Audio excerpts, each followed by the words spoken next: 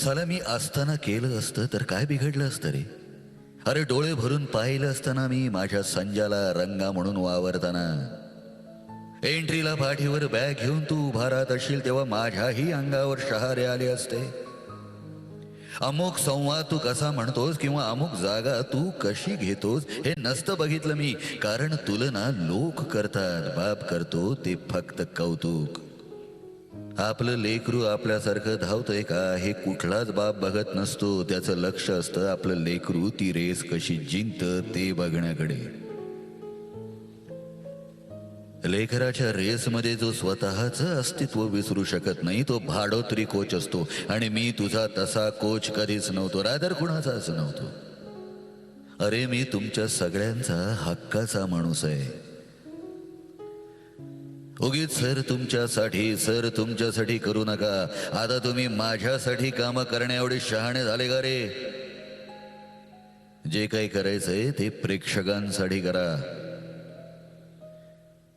पण खरं सांगू खूप भरून येतं रे त्या जाहिराती बघून.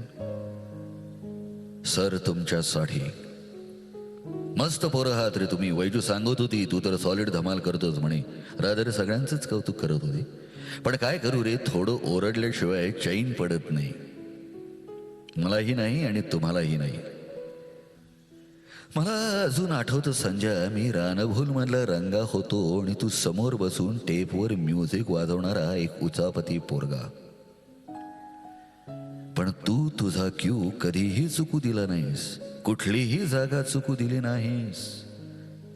फक्त एक जागा राहिली होती जी तू आज भरून काढतोयस, स्वतः रंगा बनून.